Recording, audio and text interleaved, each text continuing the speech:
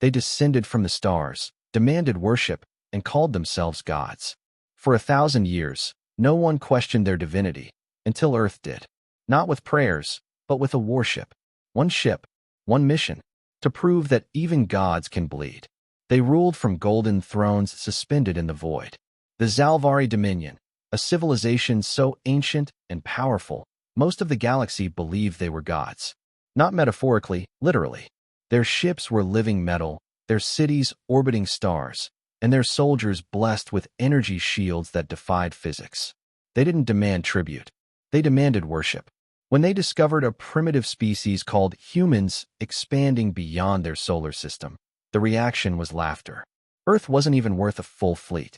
One emissary ship was sent, cloaked in solar fire, to hover above Earth's skies. It gave one message, beamed into every satellite and screen: kneel or be forgotten. And then, silence. No reply. No surrender. Just a complete blackout. Earth had gone dark. To the Zalvari, this was a clear sign of submission. Silence, after all, was the only proper response to divine command.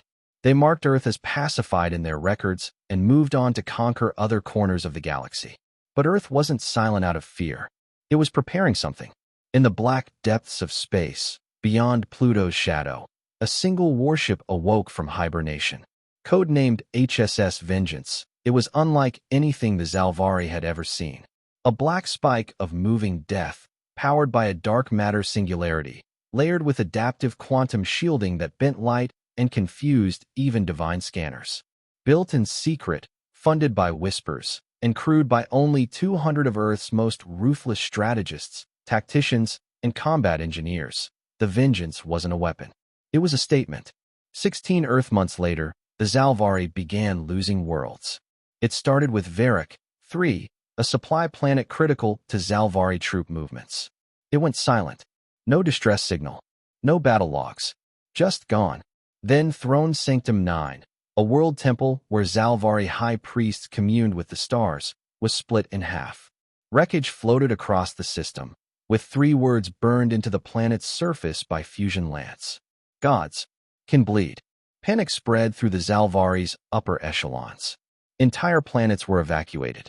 Their once untouchable fleets now formed massive rings around core worlds, defending against a ghost they couldn't track. Every day, another war monument turned into a tomb. The galaxy watched in stunned silence. Could it be true? Were the gods losing? The Vengeance didn't fight fair. It didn't announce its presence, didn't ask for surrender, and never struck twice in the same place. It disabled warp gates, hijacked holy beacons, and turned the Zalvari's omniscient surveillance into a liability.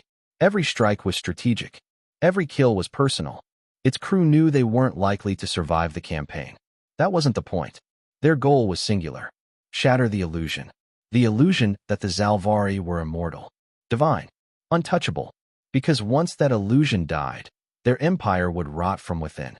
After 19 more devastating strikes, the Zalvari summoned their Pantheon fleet, the largest gathering of godships in recorded history.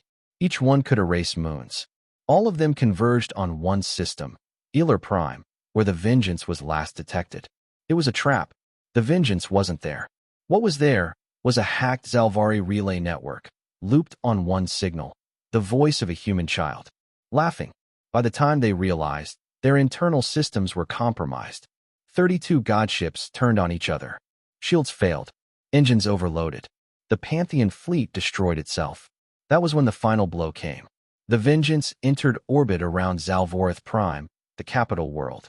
No announcements. No declarations. Only fire. It fired a star spear, a directed mass beam accelerated to relativistic speed, straight through the Grand Palace.